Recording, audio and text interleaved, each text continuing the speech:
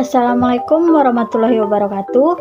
Perkenalkan, nama saya Zrayana Isra, mahasiswa dari Universitas Putra Indonesia YPTK Padang dengan nomor BP 19101155310264 dari kelas manajemen 6. Baiklah, di sini saya akan mempresentasikan materi tentang B2B, yaitu business to business, guna untuk memenuhi tugas mata kuliah e-commerce dengan dosen pengampu Ibu Riri Putri Dika, Eskop, MM.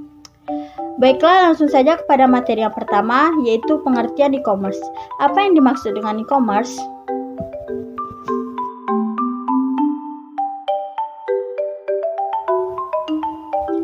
E-commerce, perdagangan elektronik atau e-commerce adalah penyebaran, penjualan, pembelian, pemasaran barang dan jasa yang mengandalkan sistem elektronik seperti internet, televisi, atau jaringan komputer lainnya.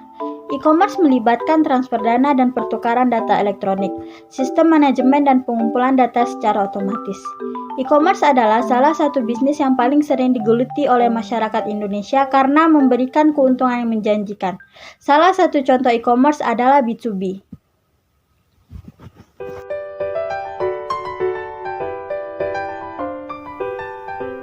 Baiklah, selanjutnya ialah materi tentang B2B. Yang pertama yaitu pengertian B2B. B2B atau business to business adalah transaksi secara elektronik antara objek bisnis yang satu dengan objek bisnis lainnya. B2B disebut juga transaksi antar perusahaan.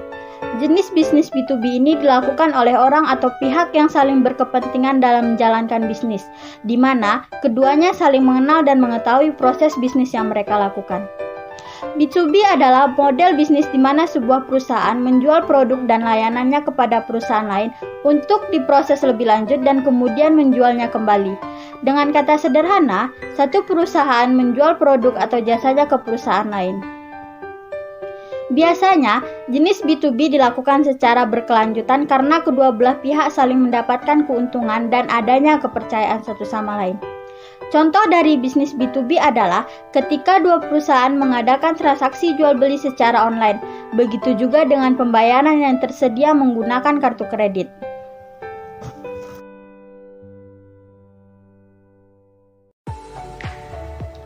Materi selanjutnya ialah keuntungan B2B. Beberapa keuntungan dari model business to business atau B2B adalah sebagai berikut. Yang pertama, stabilitas. Berbeda dengan model business to customer atau B2C, di mana perusahaan dan pelanggan merupakan hubungan perusahaan dan satu pembeli atau penjual ke pembeli atau penjual berikutnya. Di sisi lain, B2B merupakan bisnis antara pembeli dan penjual yang memiliki hubungan yang sangat stabil dan telah berlangsung selama bertahun-tahun. Yang kedua, loyalitas. Sebelum menandatangani kontrak apapun dalam model B2B, pembeli dan penjual sama-sama merencanakan anggaran, pendapatan, dan tarif mereka. Ketika kedua belah pihak mencapai kesepakatan, maka mereka mengandalkan satu sama lain dalam hal persediaan dan pembayaran. Pasar pemasok bisnis ke bisnis tidak besar dan terbatas, diisi oleh pihak yang loyal satu sama lain. Yang ketiga, lebih sedikit biaya. Dalam hubungan business to business atau bisnis ke bisnis, kedua belah pihak menghabiskan banyak waktu untuk merencanakan dan mengerjakannya dengan detail. Oleh karena itu, tidak ada ruang untuk kesalahan. Akibatnya, semua berjalan sesuai rencana tanpa mengeluarkan biaya tambahan. Pembeli dapat membeli produk atau layanan melalui lelang online dengan harga yang jauh lebih murah. Oleh karena itu, konsumen jadi lebih mudah menghitung penjualan karena angkanya berdasarkan fakta. Keuntungan B2B bagi konsumen. Yang pertama, kemudahan dalam mencari barang yang diinginkan. Yang kedua, barang yang dicari mudah didapat. Yang ketiga, B2B memiliki sistem tracking pengiriman yang memudahkan konsumen dalam melacak barang.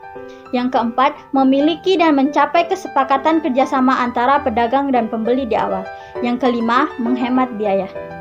B. Keuntungan B2B bagi perusahaan. Yang pertama, perusahaan bisa memaparkan produk yang dimiliki guna mempermudah konsumen dan bisa mencari lebih banyak konsumen. Yang kedua, bisa melakukan transaksi 24 jam. Yang ketiga, dapat mempromosikan barang yang luas bagi konsumen. C. Keuntungan B2B bagi masyarakat. Yang pertama, mempermudah komunikasi bagi produsen dan konsumen. Yang kedua, mempermudah proses jual beli. Yang ketiga, adanya transparansi terhadap setiap transaksi jual beli sehingga pihak-pihak yang berhak atas informasi perusahaan dapat melakukan monitoring, kontrol, dan evaluasi.